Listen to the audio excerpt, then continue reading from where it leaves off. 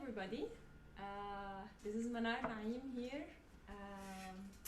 I'm not sure if you're hearing me and everything is fine, so you can tell me and I can see the comments. So if you can hear me and everything is well, you just comment.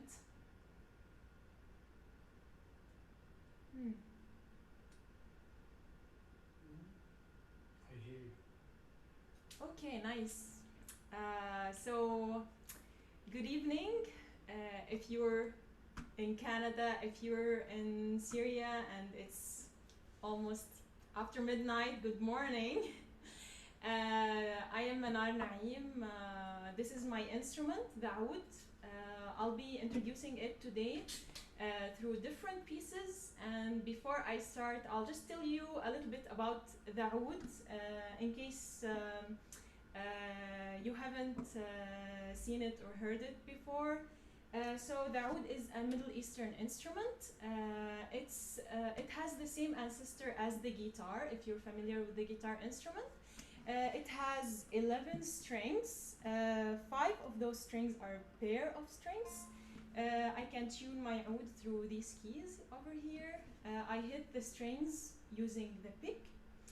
And of course, I use my fingers to get more notes. Today I'll be starting with a Turkish piece. It's called Mandira Hijaz. Mandira is a type of dance, and Hijaz is the name of the scale of the instrument. This piece was written by a Turkish composer. His name is Sultan Abdulaziz. And he's actually the 32nd Sultan in the Ottoman Empire. He was like really important. He actually has lots of interesting works, which is very interesting for someone who's like in his position. Like he used to be a very good musician and a very good composer. He has works that like very much look like Western classical music, and some of his works look like Middle Eastern music. So it's very interesting to have such a composer who can write music in like different ways and feelings. So I hope you enjoy it.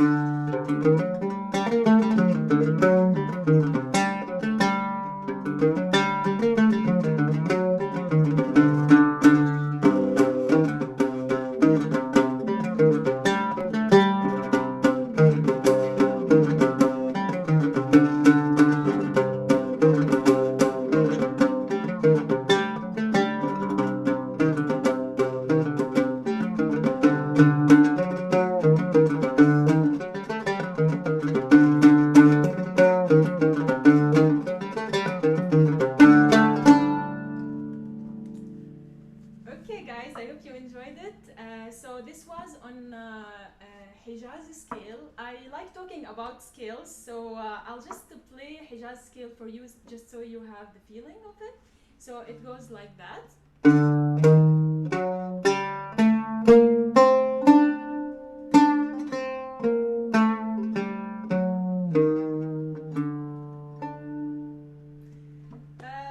My next piece is called ذكريات, means memories. But before I start with it, I'll just look at the comments. So, hello everyone. I can see your comments. Just if you can write to me if the sound is good, just so I can make sure.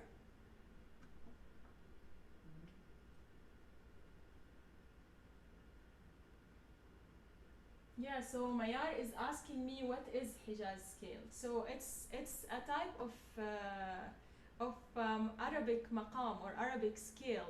So each song is based on a specific scale and that it follows, like specific notes. So the scale is basically Arabic maqam, like, or Arabic scale.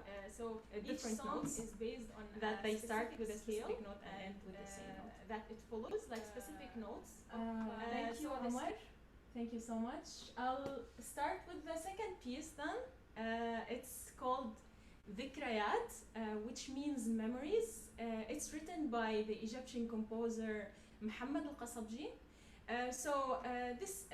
He's one of my favorite composers actually, and he used to be one of the top 5 best composers in Egypt in the 20th century.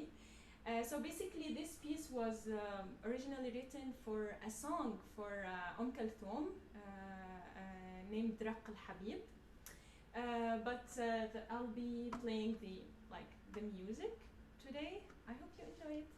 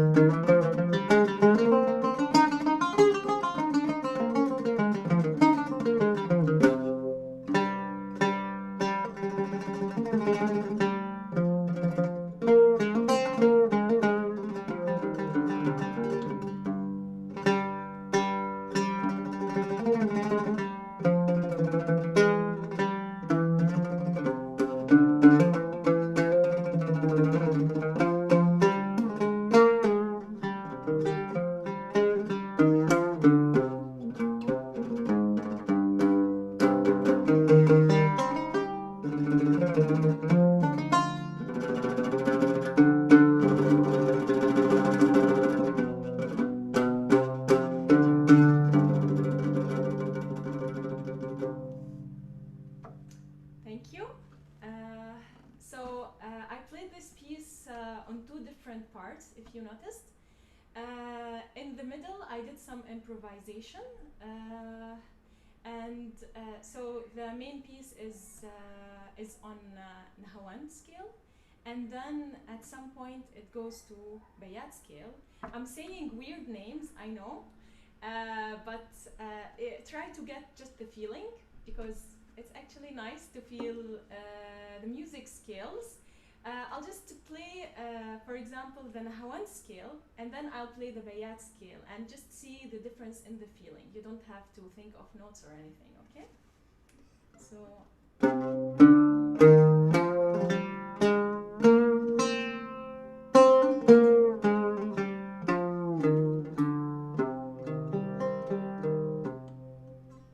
And then I'll try to do Bayat scale.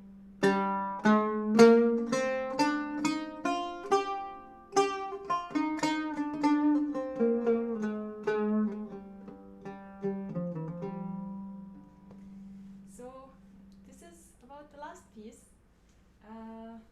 I'll look at the comments again.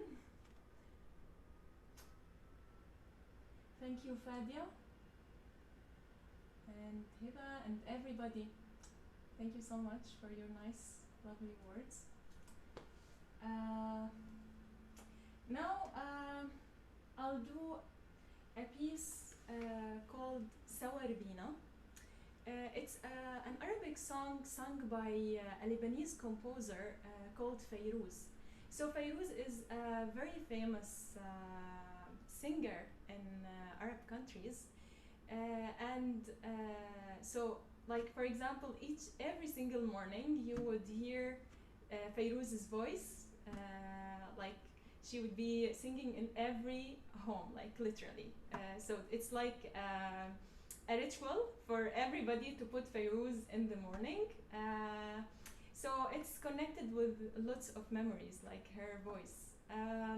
So this song was composed by Rahbani brothers, who are Asi Rahbani and Mansour Rahbani. Asi is Fairuz's husband, which made a great combination. Like, they would sit in the studio for hours, just like composing songs, singing. This is why they were legendary in music, because like they did put lots of effort in it. So Is there anything I want to say? Yeah. So the scale of this song is an Arabic scale. It's such an interesting scale, and it's one of my favorite scales. It's called Huzam, and it has the quarter tone, which is kind of special about Arabic music. So I'll play the scale for you at the beginning, and then I'll start with the song.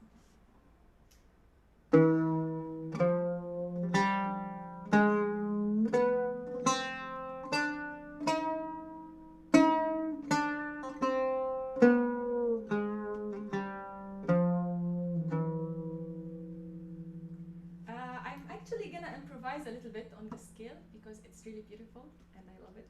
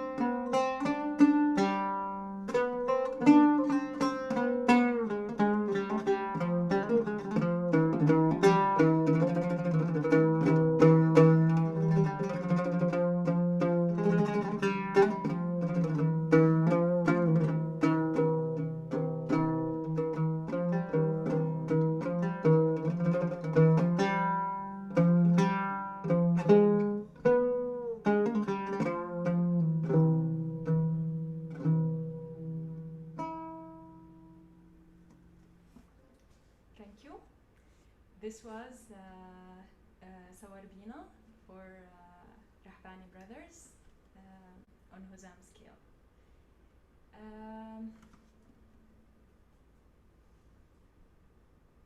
Okay.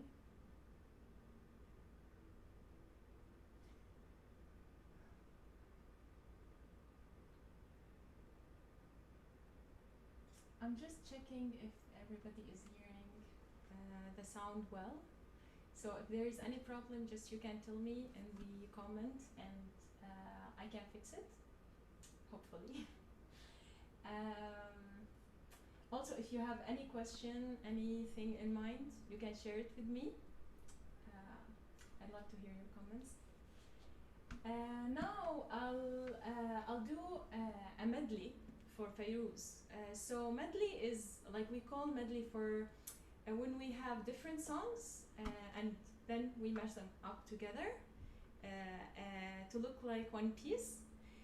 So I tried to do this for a few of Fairuz's songs, just to show that we can go from a scale to another smoothly if like we're doing it right, like if we're starting from the correct note actually.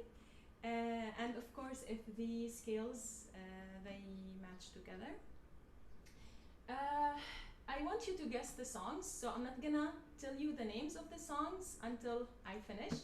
I'm sure like there are some people watching me today, they don't have an idea about Arabic music, so that's totally fine, you just enjoy them. But for my friends who know the pieces or like have heard them before, you just comment and tell me like if you could guess what the pieces are.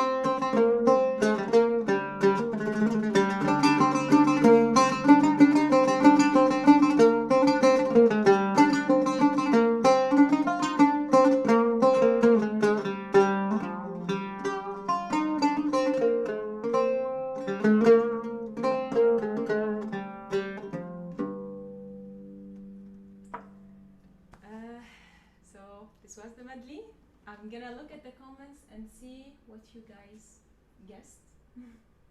If you did.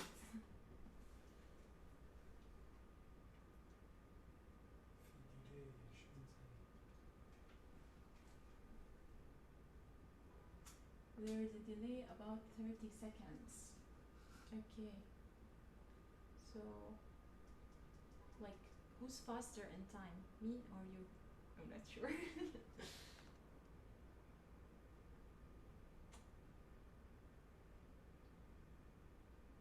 Thank you, Hiba, for your lovely comments. Okay. Raise your... Okay, Hiba is saying raise your voice. So, I will do that. Hiba, you guessed سألوني الناس. Good job. You win no prize. But good job. I can see other guesses. Physics moment. Okay, I am speaking closer to the mic. Can you hear me well now? So I'm gonna talk about the songs that I did just now. So the first song is called نحنا والقمر جيران, means like we and the moon are neighbors. Of course, she's talking about her lover. She loves her neighbor. So the second song is يا لورو حبوكي. So basically the first song is composed by Rahbani brother as well and sung by Fairuz. يا لورو حبوكي, so Lor is I think it's a name of a girl or something. And it's a love song as well and sung by Fairuz, but the composition is originally for a Spanish guitarist. His name is Paco de Lucia. And Rahbani brothers, they rearranged this composition and they did this song, which is really nice because it's actually amazing. And the third song I played, it's called سألوني الناس, and it's for Fairuz as well, and it was composed by her son, Ziad Rahbani. It's such an artistic family. It's really impressive how all of them are actually composers. It fascinates me.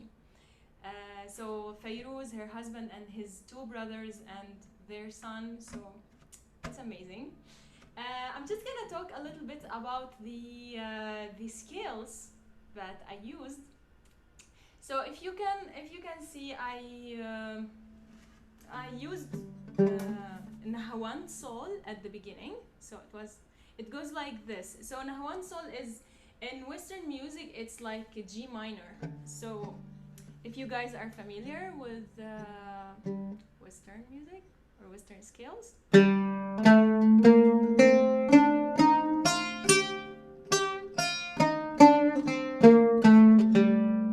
And then I did Ya Loro Hubbuki basically on the same scale, but it's like the one of the notes is raised, which it's still Nahawand, but it becomes like a different type of Nahawand. And then at the end I used Bayat scale, which goes like this.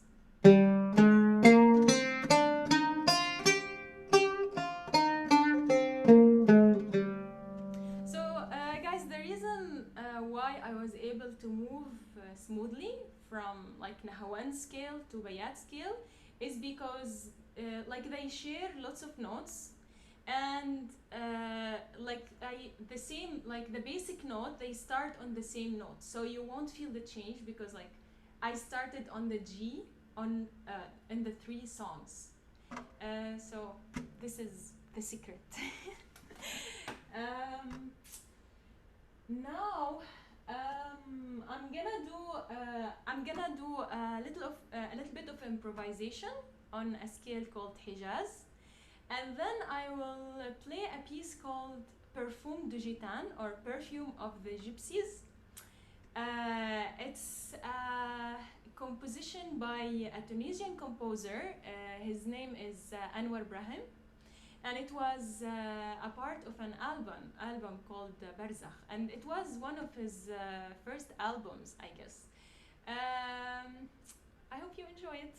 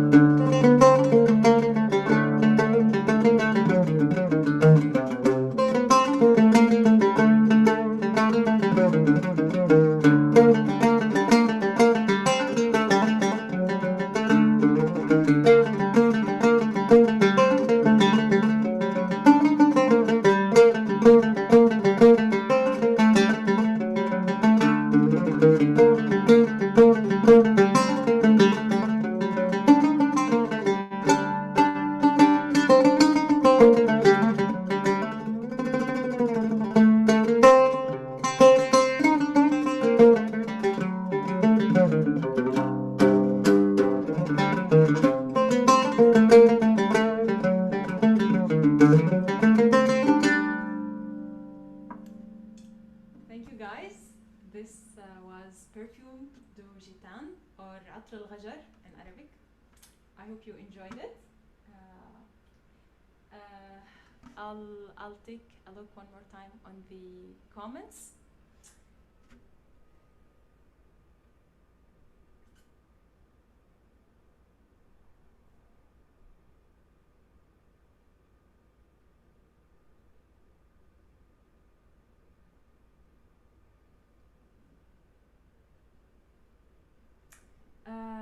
I wanna say thank you specifically to my supervisor, Shuhini. Thank you so much for watching my concert. And thank you, everybody.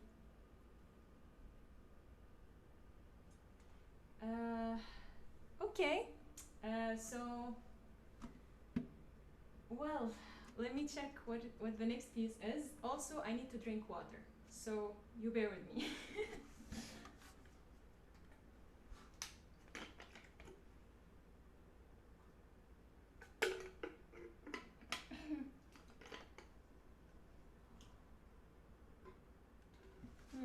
Right. Okay, so now I'll play a piece called Sama'i Bayat. So I'll explain the name. Sama'i is an Arabic form of music that consists of different parts. Each part is called khana. And there is a main part is called taslim. So after each khana, we go back to the taslim and then we go to the next khana. Basically, the Sama'i is recognized by its rhythm. So it has this Arabic rhythm called Sama'i Thaqil. I won't be able to show you the rhythm, but you can Google it or something. And it's 10/8 if you wanna just look it up. So the bayat is the scale of the piece. I think you've heard bayat a lot from me today, and it's an Arabic scale and it has the quarter tone. I'll play bayat for you and I'll improvise a little bit because I like improvisation. And then I'll start with the piece. I hope you enjoy it.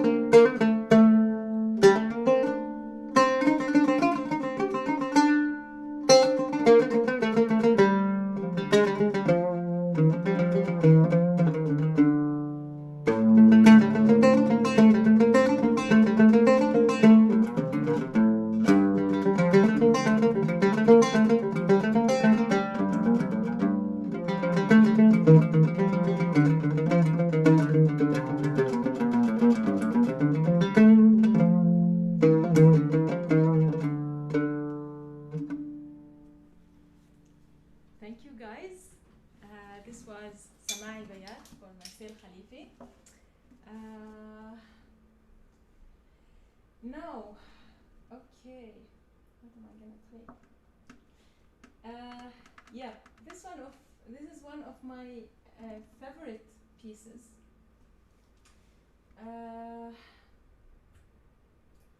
It's called تقاسيم أول همسة for my favorite composer Farid Al-Atrash. So Farid Al-Atrash is an Egyptian composer, and he used to be my idol back when I was a beginner with the oud. I am still fascinated by his ability to improvise in a very beautiful way. So I used to learn and copy lots of his improvisations.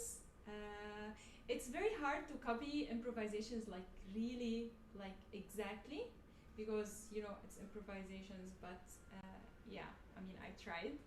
So this is one of his pieces, his improvisations called Taqasim Awal Hamsa, and Taqasim means improvisation. I'll just check the comments to see if everything is going well, and then I'll start with the piece.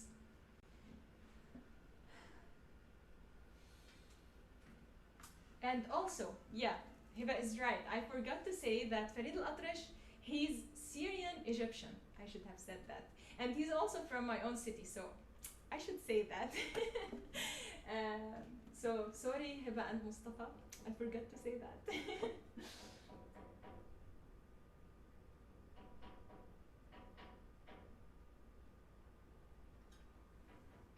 Yeah, and Anas is saying, "Shu Egyptian," like, where, like, how is he Egyptian?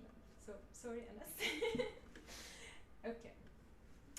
Now I'll do تقاسيم أول همسة. I hope you enjoy it.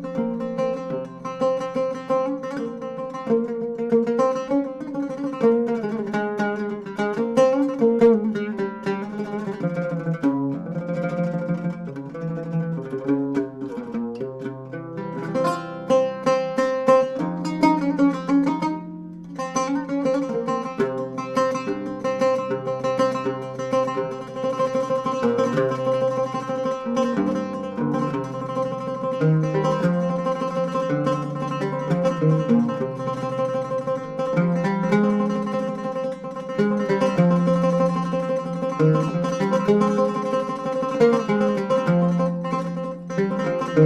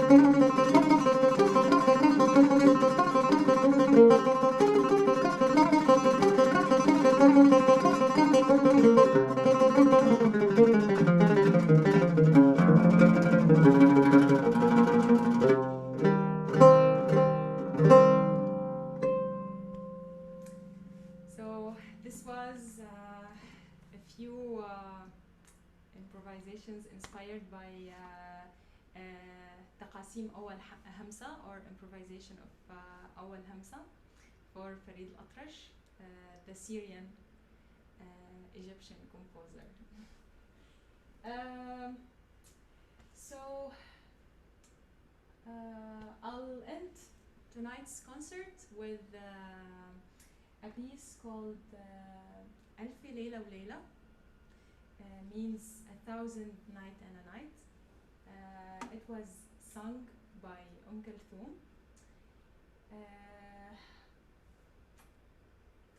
And it was composed by Baligh Hamdi.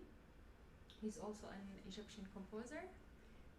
So I choose to do this piece at the end because like we usually at the end of the day, at the night, we put Kulthum and just we listen and relax. So this is why I thought maybe putting it at the end will just give me nostalgic feelings. Okay, I hope you like it.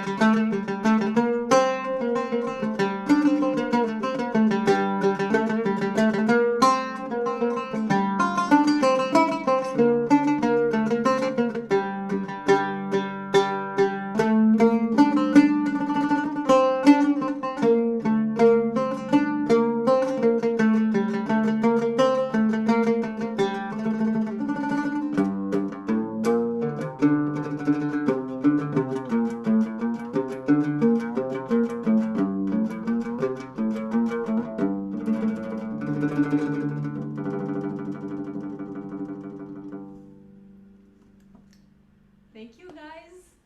This was ألف ليلة وليلة, 1,000 night and a night. If it's night at your place, I hope you're enjoying your night listening to the oud, to some Arabic pieces.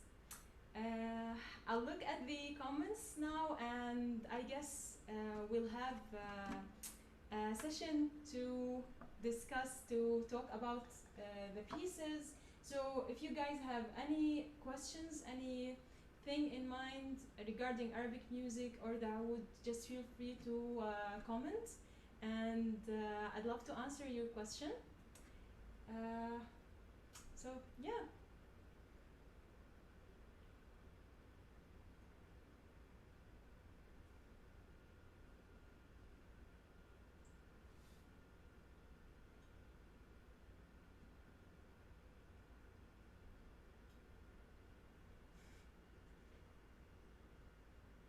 So I have a friend of mine who's, hi Daniel, I think you're here now.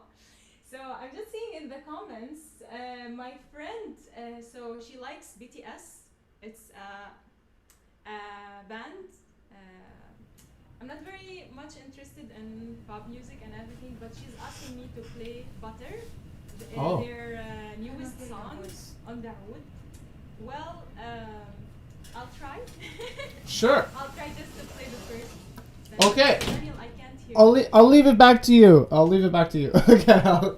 I can't hear you, sorry. You can't hear me yet?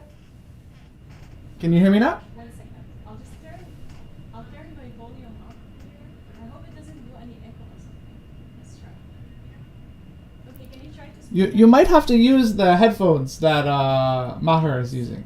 Yeah. So because I'm done, I'll use the headphones. But you know what? I will let you get back to the. If you want to play that last song, I can. Yes, for sure. Yeah, I can get out so you can play the last song. That's totally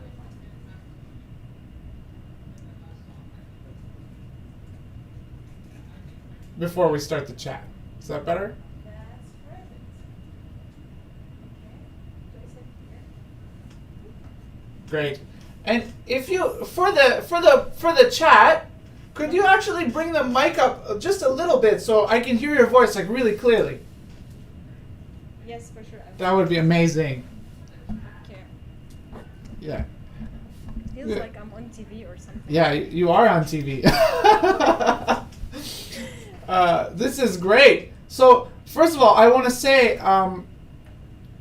thank you so much for this amazing concert that you've done here. I mean, Thank you, Daniel. so many great sounds. I mean, I learned so much about the oud. I learned so much about Arabic music, and it was just such an incredible thing to watch your technique, the fluidity of your sound. And it's just there's so many questions. I mean, this is going to be the easiest interview I've ever had to do. I mean, the questions are just flowing. I have so many questions for you. So I'm really interested in and like you already said, if anyone has any questions for Maher, please let me know, and we will include that in the we'll ask them here, and you can have your questions answered. This is great. So for anybody who doesn't know, my name is Daniel, and I'm the host of this Concerts for the End of Time.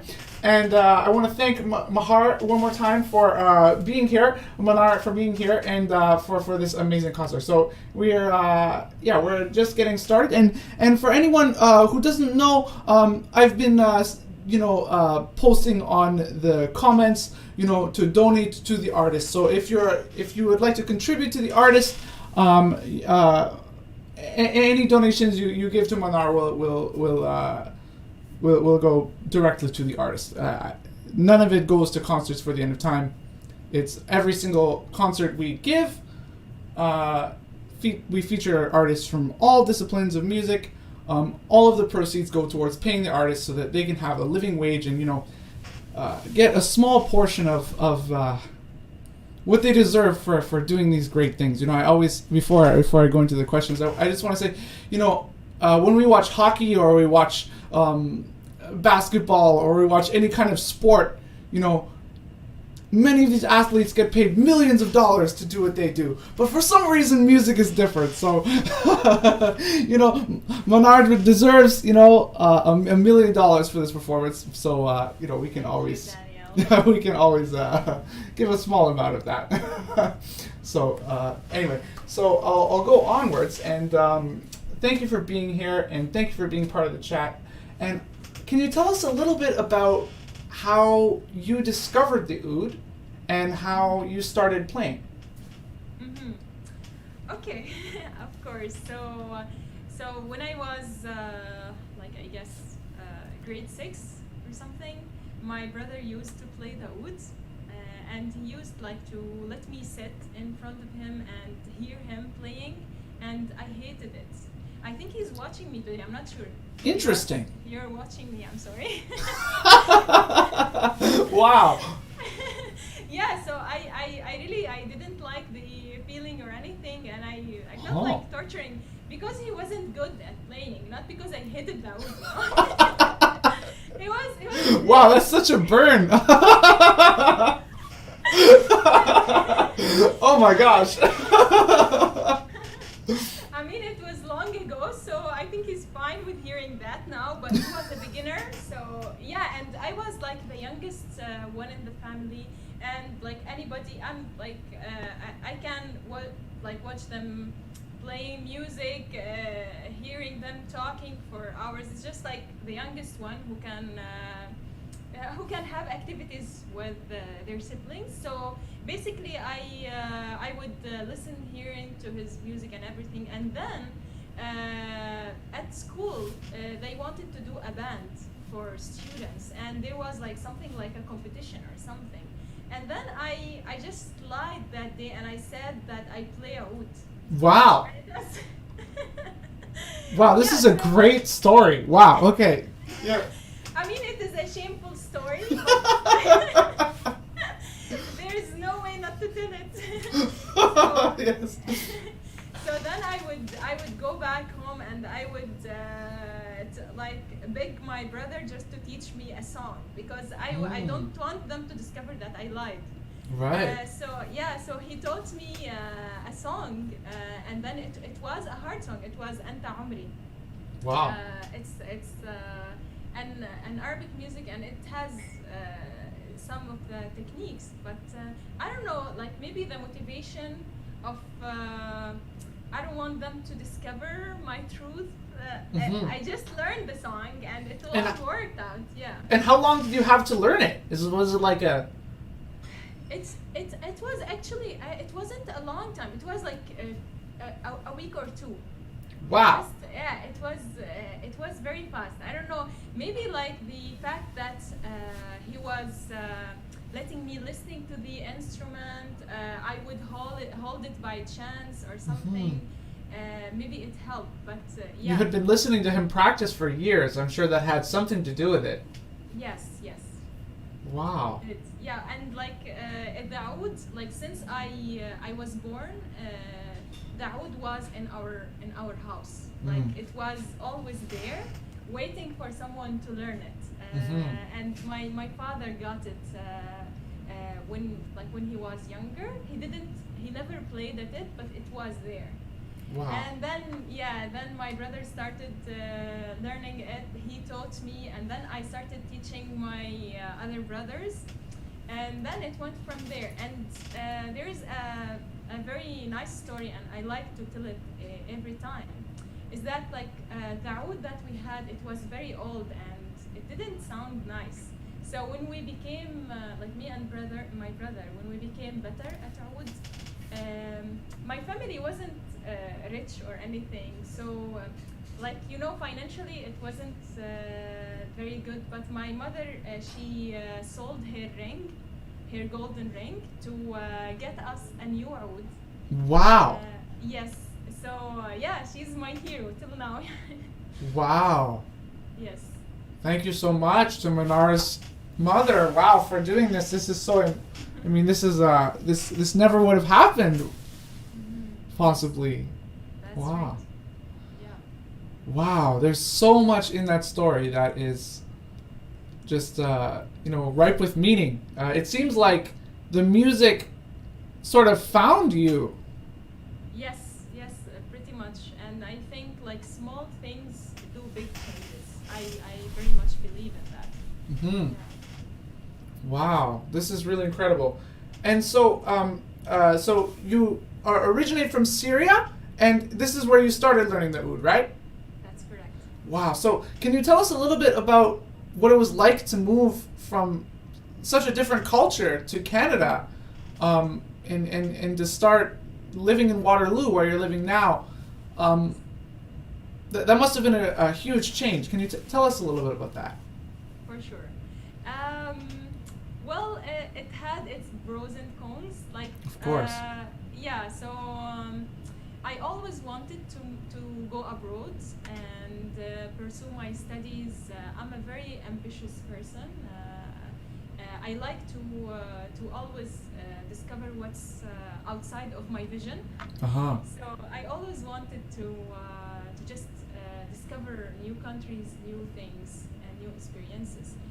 And I always had this dream to go abroad. So when I got my scholarship to come here to Canada, I was very excited and I was very happy to have such an opportunity. And so when I moved here, of course I had like countless challenges. It was exciting in some places, but it was very challenging in others. So I came here as a student. Like a week after I came to Canada, I started school at Wow. Wilfrid Laurier University, and like basically all my life I studied my school, my like my university in Syria. It was all in Arabic. I've never learned in English, but my English was good. I did TOEFL before coming. Of course, it was a requirement for the university. Right, the English But exam. But it was totally a different experience to actually learn in English, like read academic books in English and communicate in English. So it was a very different experience.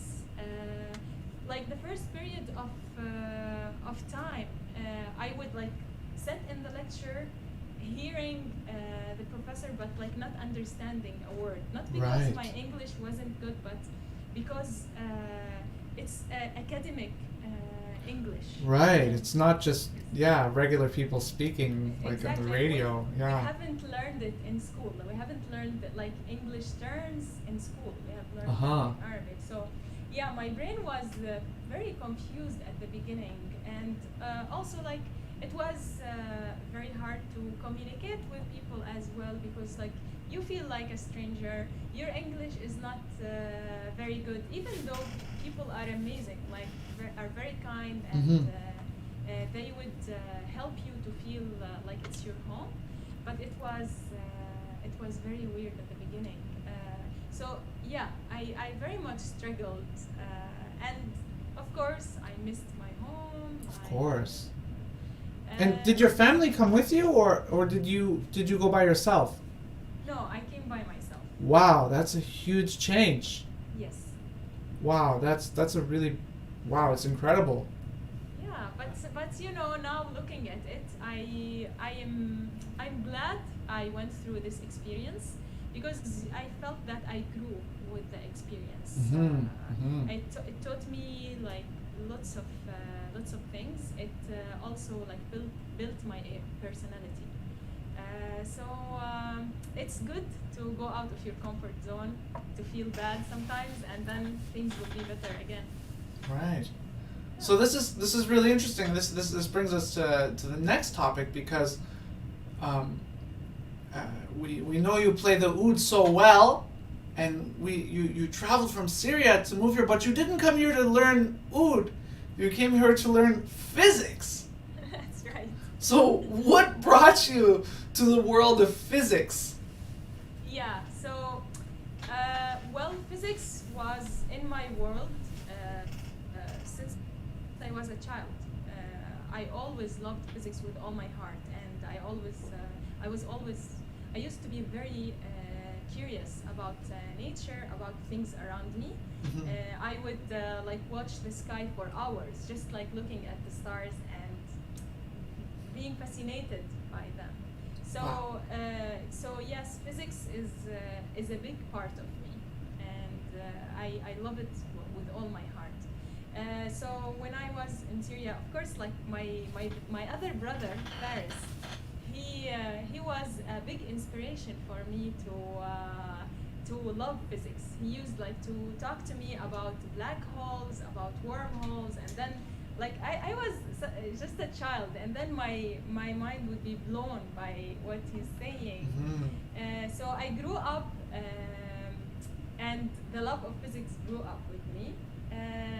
And when I was in Syria, so it was unfortunately in like the physics in Syria was a little bit like old, and it wasn't being taken care of. So I decided to go study this field abroad. But just so I have a connection with science and discover other ways where I can express physics, I started studying computer science there. So I studied 4 years of computer science in Syria. I see. And then I came here to pursue my passion, my original passion. Wow. Yes. And this is so incredible. And you ended up. Am I saying this correctly? You did a minor in quantum computing. You combined those skills, the skills in physics and computer science, to do quantum computing.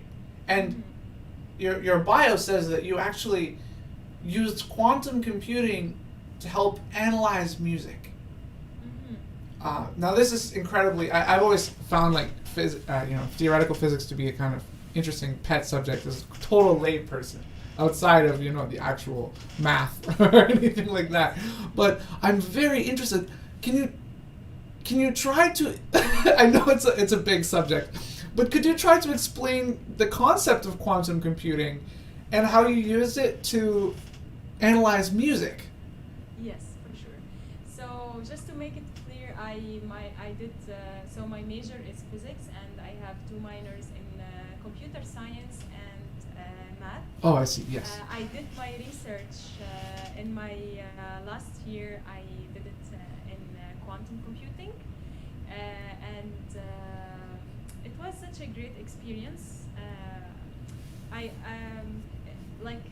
learned new methods to look at music, which is very interesting for me. So I'll just talk a little bit about quantum computing for people who are not familiar with the idea.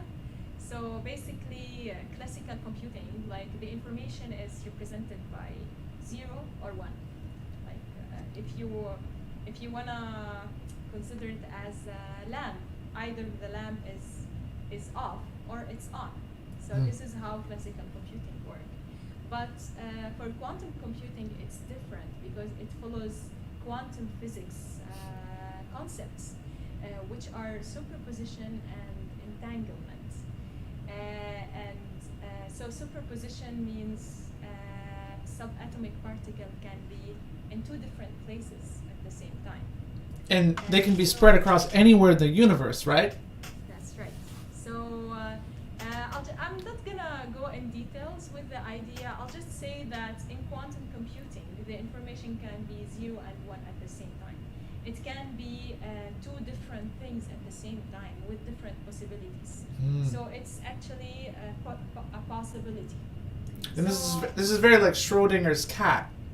This concept. Yes, like the cat is either it's dead and alive at the same time. I think it's such an interesting topic to read about.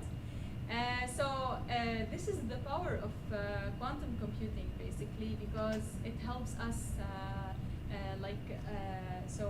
transfer more information and process a huge amount of data. For example, any process that the classical computer would need like 1,000 years for, like the quantum computer would do it in a second. Wow.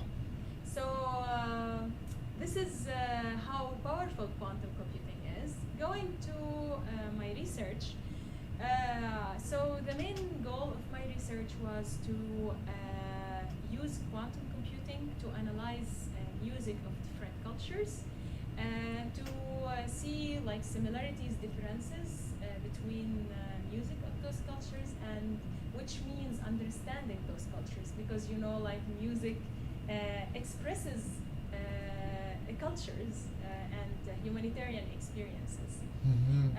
So in my research, the main goal was to look for patterns, for similar patterns, different patterns. Basically,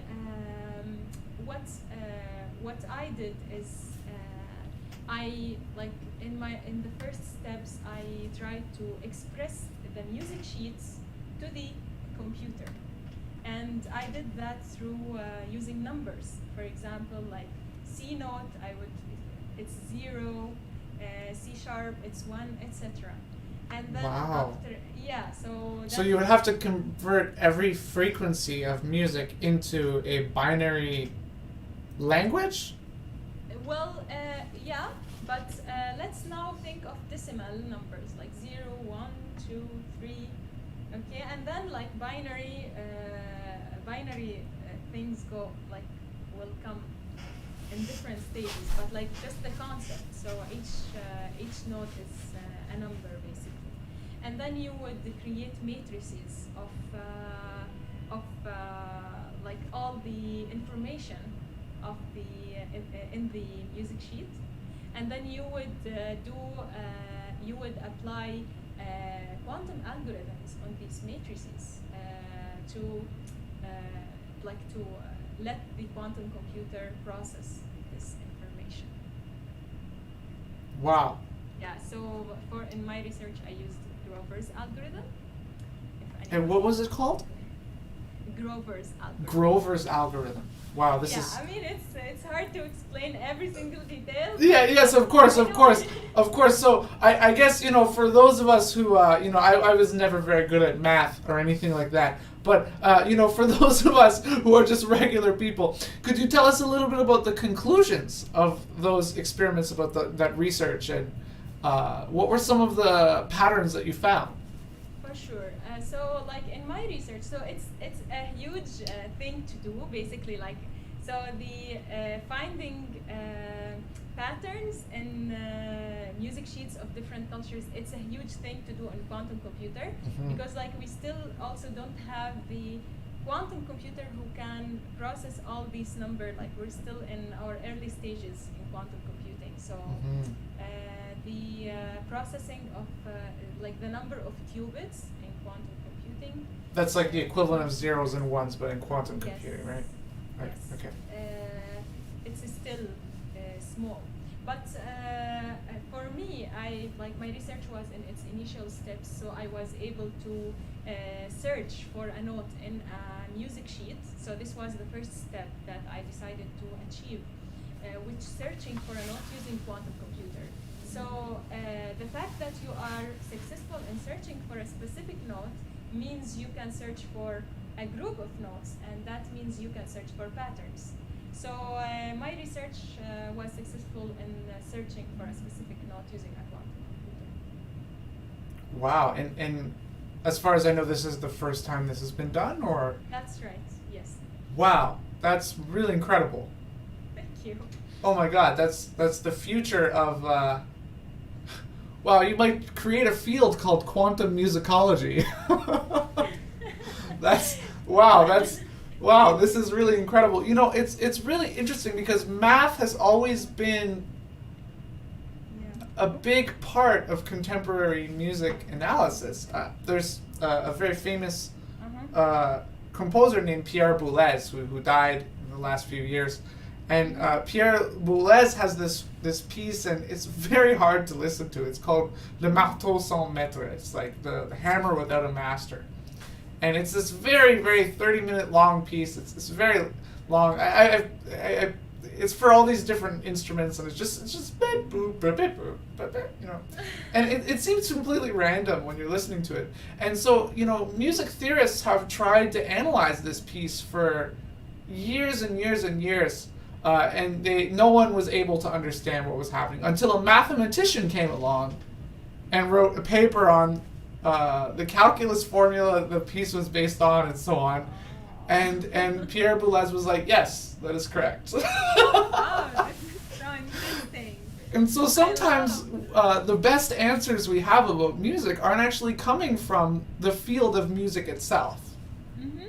Yeah, it's very interesting. It's very fascinating how like art and science, they are very much complementary to one another, and yes, they are very much related, and sometimes people are not able to see it.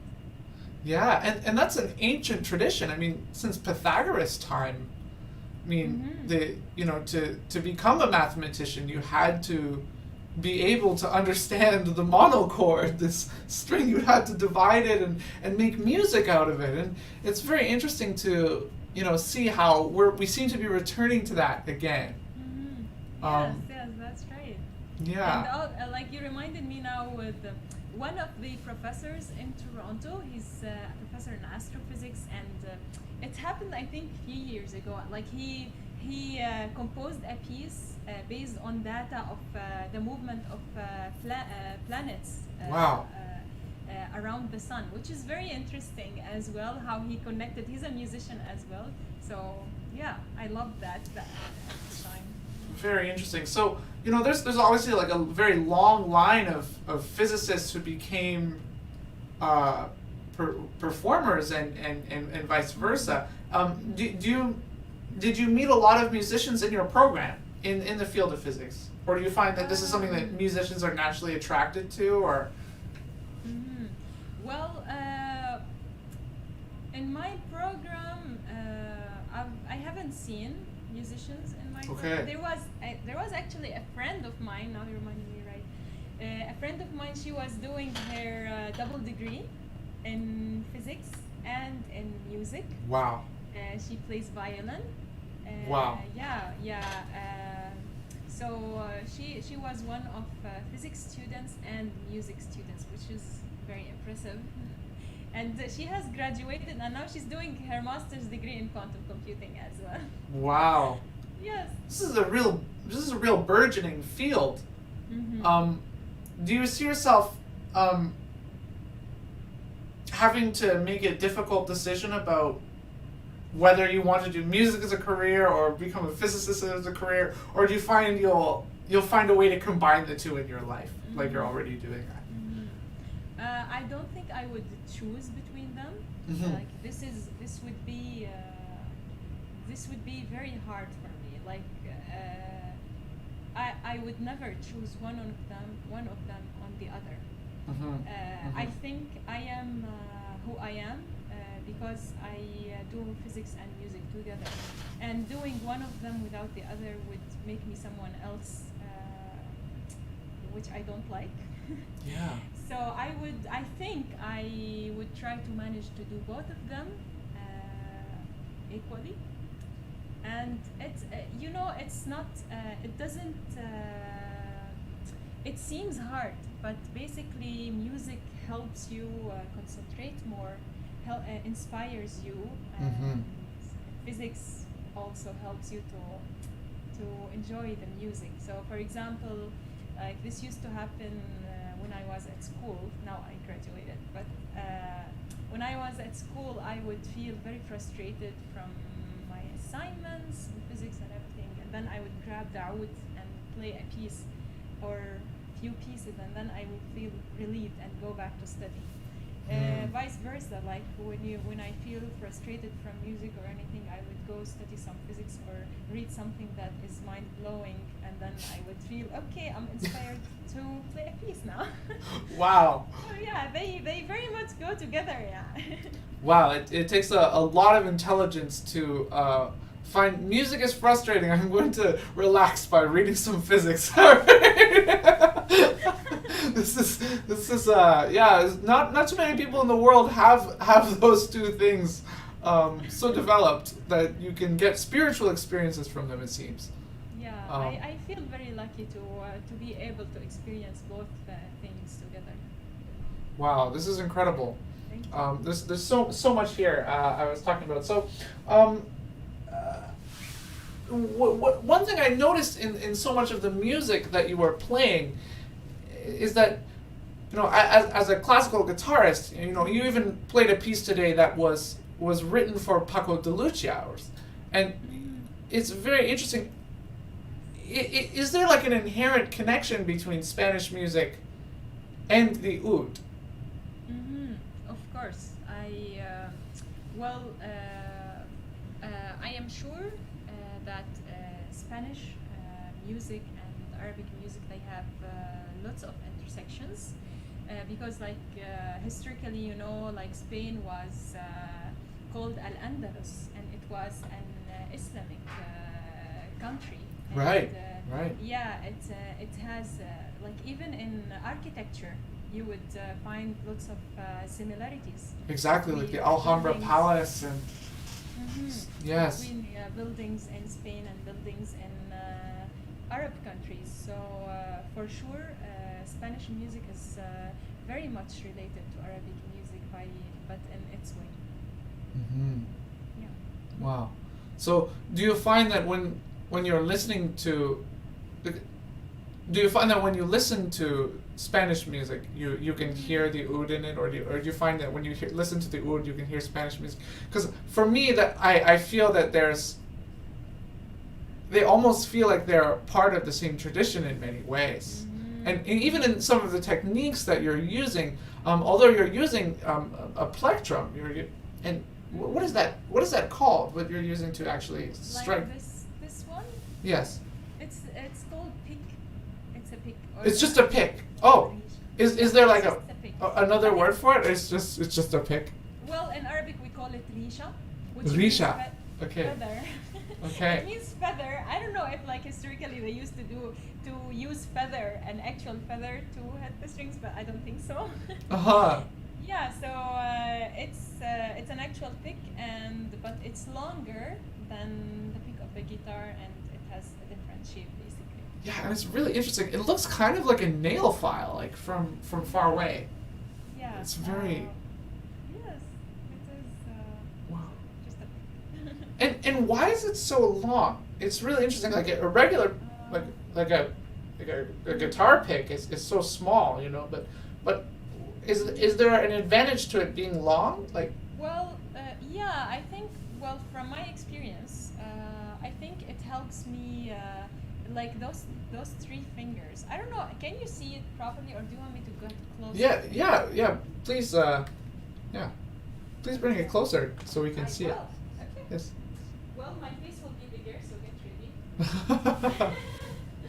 Okay, so this is the pick. Wow.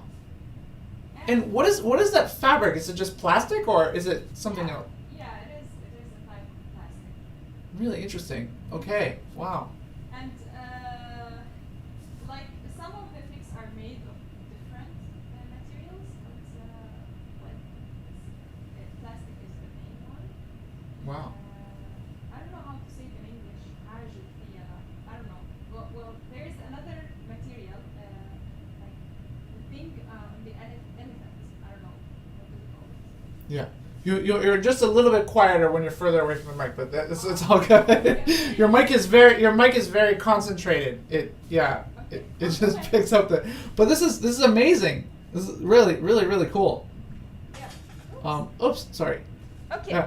Yeah. That's so cool. So this pick, it's very interesting because guitar picks, like I was saying, they're so small. Is when you're picking it from further away, I guess this allows you to play faster, right?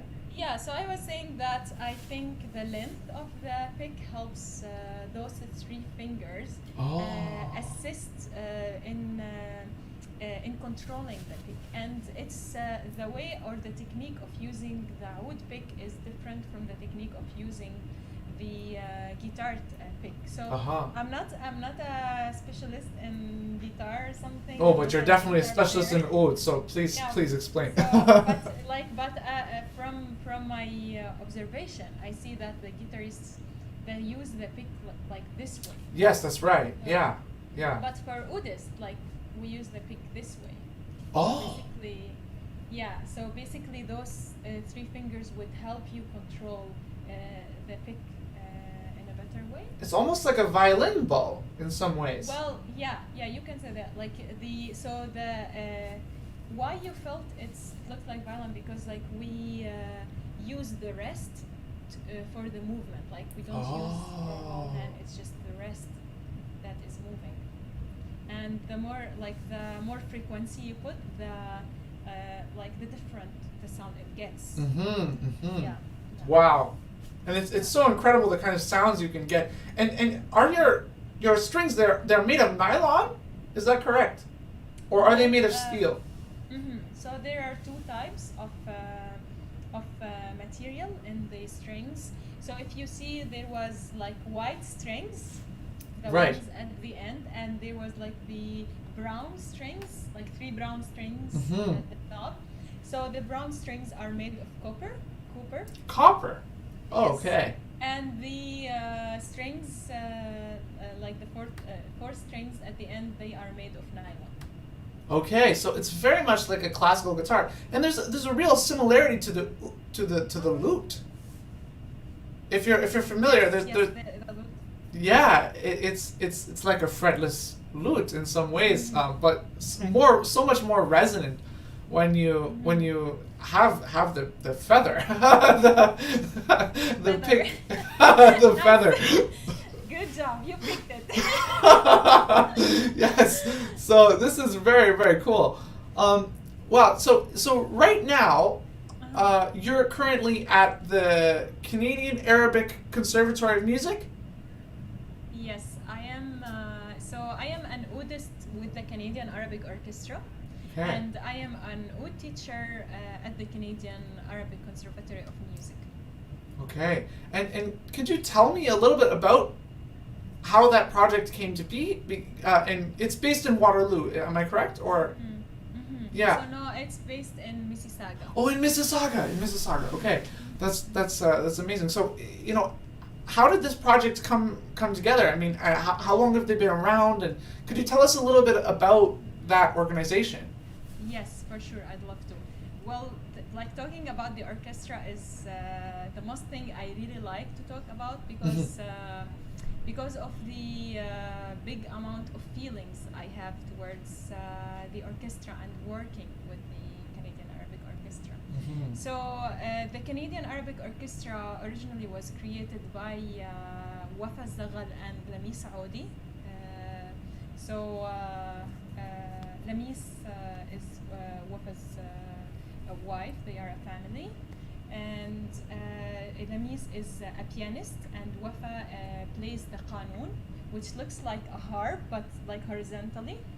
It's, very it's similar Middle to a Eastern lyre instrument. in Greek music. It looks like that, and then they would pick it by their fingers. Okay. So basically, Lamis and Wafa, they were here in Canada, and they found that Arabic music is not being presented for the Canadian community, and they found an urge to create something to let the community get to know this type of music in its finest ways. Yeah. So basically, they started as a small band at the beginning. There were just few of musicians in the band, and they would do concerts, like small concerts here and there, and then it started growing until now. Like they have like 50 musician and singer. Wow. So it is now a big orchestra. Like the Canadian Arabic Orchestra was able to represent Arabic music in different ways, like by hosting very well-known musicians and artists from the Middle East, like inviting them to come do concerts here. This is what the orchestra did in the Festival of Arabic Music and Arts in the last 2 years. And, Wow. Yes.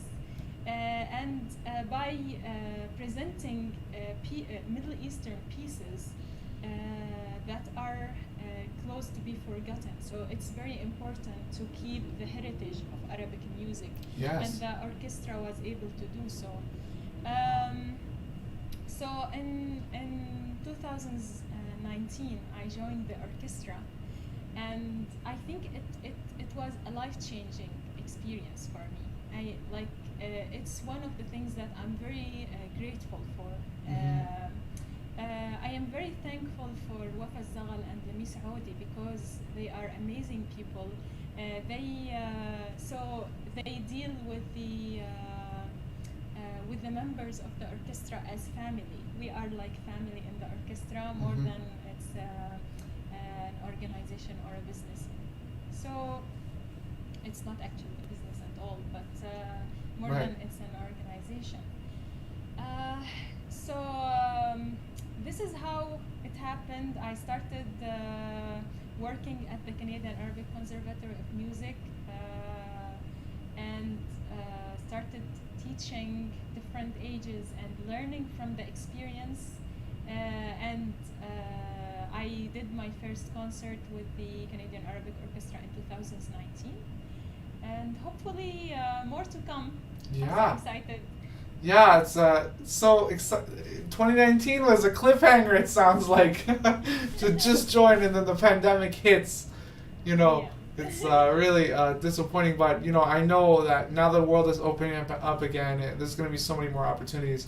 And you know, it was really interesting reading about the Canadian Arabic Orchestra, because I kind of went down a rabbit hole for a little bit, and I was watching some videos of other Arabic orchestras, and I was really kind of stunned. You know, I know New York has a very large Arabic orchestra as well, and I was pretty surprised at how similar it was to classical music. I mean, the instrumentations were, the instruments are obviously different, but they all representing different ranges, different octaves and ranges.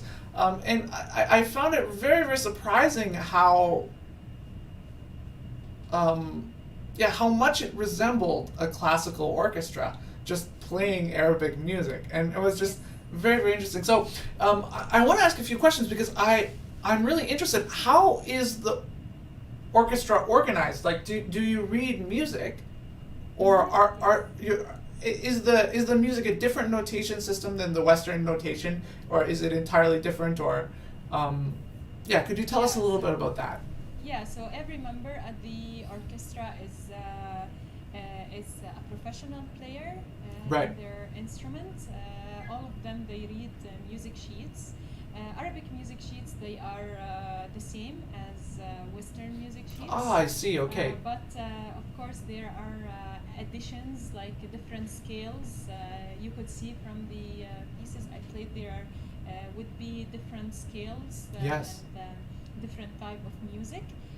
At the orchestra, there are Canadian musicians. They play Arabic music, and they are enjoying the experience so far. Yes. There are lots of musicians from different Arabic countries or Middle Eastern countries, which is very nice, because each one of them, they have their own different experience in music. But like in the Canadian Arabic Orchestra, they could put all these experiences in one thing and presenting it to the community. There's such a diverse range of experiences across the Middle East, and I'm sure you have some non-Arabic members of the Middle East as well, like from Iran, for example. That's right. Yeah. From Turkey as well. Turkey as well. Okay. Wow, that's very exciting. There's so many. Wow, that must be incredible. And I guess so. When you're reading the music, it's exactly the same as, like, it looks just like this music here. Really. Pretty much, yes. Wow, that's incredible. Yeah. I did not know that. I had no idea. I'm learning so much here. This is. Yeah. So today I had my notes with me. Over here. But I wanted to challenge myself. I was like, okay, I'm gonna try to do everything by ear, and we'll see how things go. Yeah. So yeah. Yeah, but yeah, and it's really interesting. I was, when I invited you to play, I had watched your videos and stuff, and it seemed to resemble to me a solo guitar concert. In so many ways. I mean, you're covering all of the different voices at the same time, and it's just it's simply a different tonal language, but it's very, very similar. And I was really surprised by that. And it seems like the tradition of written music is also very old in all parts of the Middle East. So when you uncover a piece from the 1600s or the 1700s, like from the Ottoman Empire or something like that, when you're finding music from the different parts of the world, does the music look like Western notation because of the influence of Europe, or is it completely different? Well, I haven't had the chance to look at different composers from Turkey to just judge that, but from the few composers that I looked at their work, I could see that some of those composers, just as the one like Sultan Abdulaziz, that I played this piece, he has like two different types of music. Like he has the music that looks very similar to Western music. Okay. And he has the music that looks very much similar to Arabic music, which is very interesting for me. And this is related to the capability of the composer and his experience. But right now, like I know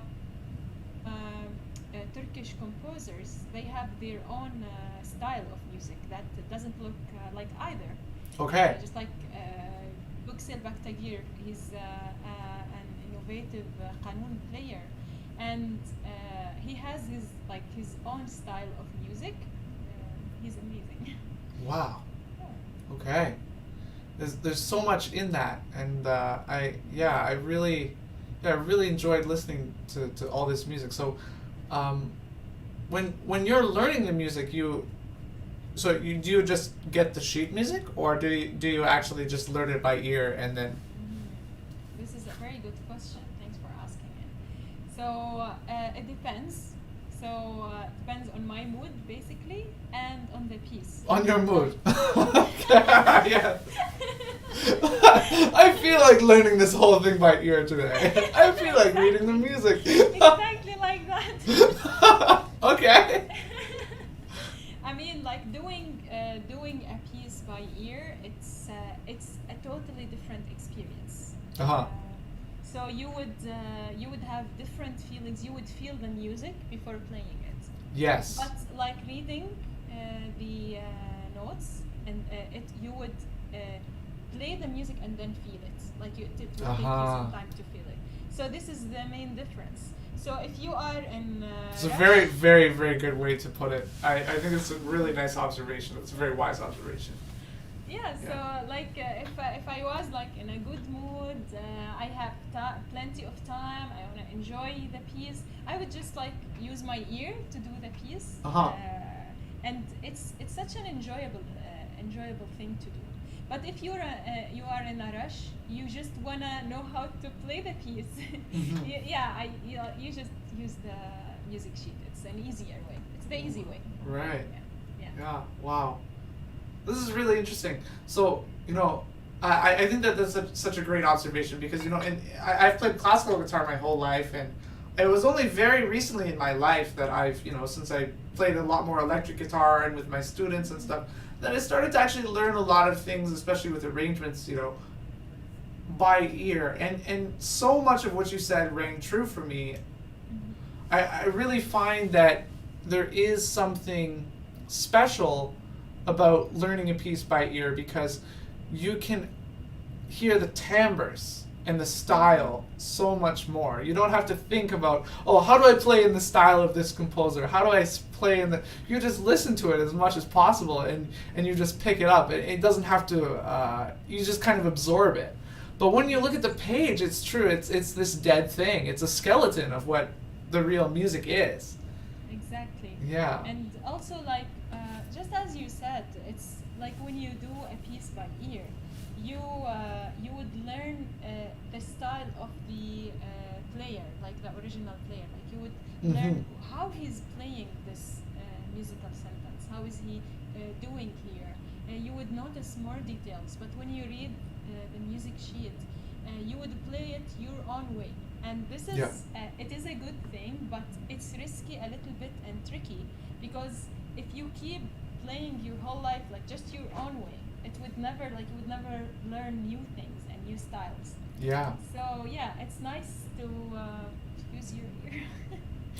Yeah, it's so interesting because I talk a lot about the idea that we often hear music with our eyes, you know, and it's very, you know, very strange that we do that. It's mostly because of the written word, it seems, and because of all of these different things. But it's very challenging sometimes to even take the patience to listen. Exactly. You know? This is the hard part. Like once you go through it, and once you challenge yourself, like things would like there's things would pay, like for you, the joy, the feelings, you would feel okay, it was worth it. So now I, like with my students, I try to the main way of teaching my students is, of course, teaching them to read notes. It's an academic way, and to play songs using reading notes, but there is a part of the lesson where I tell my student, okay, can you try to improvise here? Just use your feeling. This is the scale, improvise on the scale. Or listen to this song and try to play it by ear. And maybe it would take like him a week, 2 weeks, and maybe a month. It's just like, it's the experience. It's not the result. I don't care what happens at the end. I want him to go through the experience. So I think it's very important for the musician to go through the experience of playing by ear. Yes. And especially improvising. This is very, very, very exciting to watch, because you're actually making music that is, you know, incredible. It's on the level of any of the other pieces you're playing, and you're creating it in the moment, in real time, and it's never the same twice. Do you find that a lot of your students will be resistant to this, especially when they are more anxious or more fearful? This is something I notice a lot. How do you, when you notice that, how do you coax them out of it gradually? How do you? Yeah, you're totally right. You're a teacher, and you know how the student is always afraid of new things. Yes, because they want you to tell them the answer. Yes. You know, they don't want to go through the process. They just give me the answer. 2 + 2 is 4. You know. Yeah. So I noticed that some of my students, they go, "What, are you crazy? Why are you telling me to improvise on a scale?" So how do you coax them out of it? I'm really interested. Maybe you'll help me here. Yeah, for sure. Well, I had the first reaction of most of the students, it would be, I don't know how, and they would be shocked, like, I can't do this. And then I would keep encouraging them and maybe improvise a little bit for them and try to inspire them. Like, I would improvise a small sentence and like, okay, you can start at this note. Like, for example, D. Start at D note. Yeah. You are on D minor scale. This is your scale. Start at D and do whatever you want. Start at D and end at D. So I just give them like basic things to follow, like basic guidance, and then they have the freedom in choosing the sentence, like what they want to do. So at the beginning, the student would do things very arbitrary, like, and they know they are doing arbitrary things, like just so you, like you end this, like just okay. I'm improvising. Are you done? this is what they would do at the first time. Yes, yes. And they Yeah, kind of just and- peck at the notes, right? They're just Yes. guessing. Yes. Yes. But doing it like each time, so I don't do the whole lesson like improvisation because it's hard for them to tolerate the idea of improvisation for Mhm. like especially beginner students. But like 10 minutes of the lesson just like trying to improvise, if just one musical sentence, it's good. And then it's like piece by piece you just build this experience for the student. And once, so there is a point where the student is hooked with improvisation, and here you're like, okay, you're gonna improvise by yourself, because like they start enjoying it. So you keep building this experience until they reach the point where they are enjoying it and they would do it by themselves. Wow. Yes. Yeah.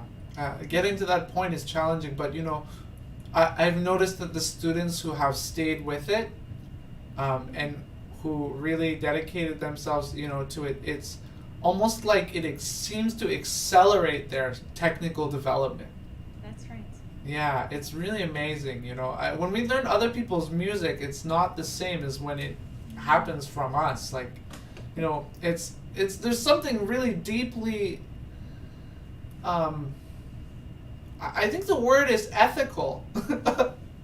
You know, about improvising, because real life is a lot more like that than a frozen picture, right? It's not a frozen sculpture. It's like water. It's constantly changing and evolving, you know, and yeah, it seems so much more honest when I watch people improvise.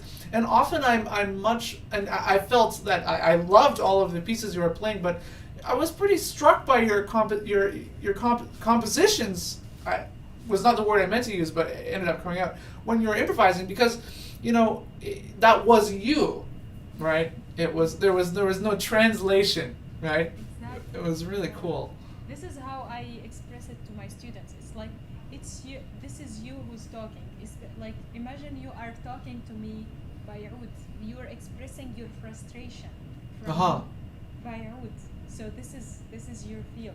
So it's very much interesting, and it gives motivation. The fact that you have a tool to express your feelings, because we as humans, we like to express our feelings in any way. Yeah, for sure. I mean, we forget that we're spending so much time learning the scales and being technical and move your finger here. You forget there's emotion in this. You know, yeah. So this is incredible. I mean, honestly, I could ask you questions for hours and hours and hours and hours. There's so much here, but I think we'll start to wind it down as it gets through, because does anyone have any more questions for Manar? Because this is an incredible interview. This is one of the most interesting interviews, as I kind of expected. I mean, this is really enjoyable to hear your perspective, because we have so many musicians from all different backgrounds and disciplines playing on this channel, but they're primarily versed in the Western classical tradition. And when the audience gets a chance to listen to music that they're not familiar with, I'm actually stunned, not so much at the new things that I'm learning, but actually how familiar this music is. I was really struck by how many similarities there were to Western classical music. Have you ever engaged with Western classical music also, or do you have a background in that, or is Arabic music the only thing you do, or do you feel there's a connection there, or? Well, I think music doesn't have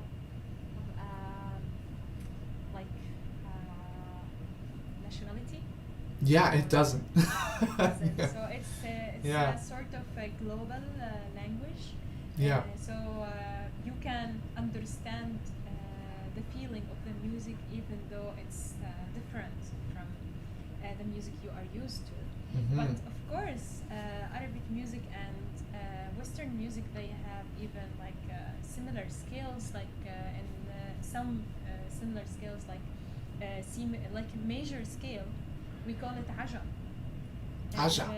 Yeah, and this is an interesting word because like ajam means like it's strange, like something from is not local, like from outside. So if I wanna say about someone, he's from outside my country, he's ajami. Like for example, yeah, like it's like foreign or strange. Like, yeah. Like Canadians for Syria. Right. Yeah. So this is the name. This is the name of the scale, and it's the same as major scale basically. Also, like minor scale, we have nahawand. Like the harmonic, the melodic. We have nahawand harmonic, nahawand melodic. So there are lots of similarities basically, but of course there are like different scales and fingerprint to the Arabic music, which is the quarter tone. I think this explains why you felt a little bit similar. So for me, for my experience, most of my experience it falls under Arabic music and especially Arabic classical music. But lately I started to try to work on classical Western music. Like I love classical Western music, like Chopin or Schubert. So they are very hard to apply on the oud. Of course, yes. I'm trying to do like small things just so I get the feeling of the music. Yeah, it's really interesting. There's even like Indian music. If you have tried to listen to it. Yes. Like Hindustani music and Carnatic music. It's very interesting too. Yeah, like I've learned also some techniques from Indian music, like when you're exactly exactly that thing. Yeah, it fascinates me, like in Indian music, how they do that, like when like all sorts of weird instruments, and they do this sound. I'm like, my heart. Yeah, it's because I'm gonna do it on the oud. Because I was when you were demonstrating the skills, I noticed there's this. I could hear that sound coming out. I was like, exactly. I want to do that on the guitar. It's like if only it would be so nice if I didn't have frets, Exactly. It has lots of advantages, but it has lots of risk as well. Yes, of course. Yes. So what we're hearing, the last three comments here were all asking you to play one more song. So I don't know if you're in the mood to do that. No pressure at all. I always love to play music, so you asked for the thing I love.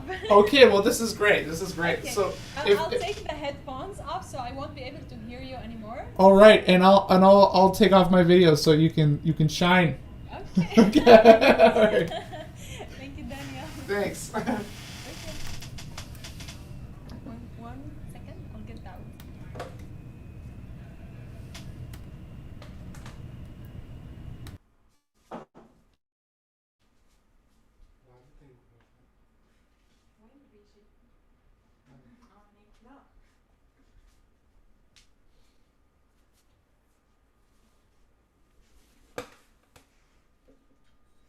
Okay guys, I'm back. I'm thinking of playing a piece called خايف أقول اللي في قلبي for the Egyptian composer Muhammad Abdul Wahab. So خايف أقول اللي في قلبي means I'm afraid to say what's in my heart, and of course it's a romantic song. I hope you enjoy it.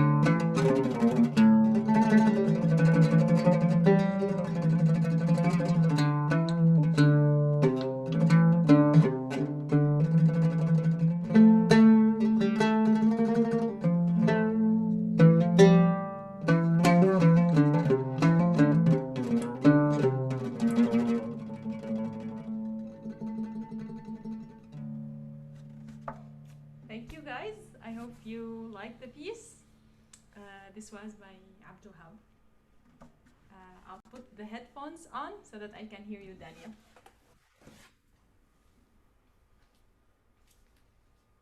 Wow, that was awesome.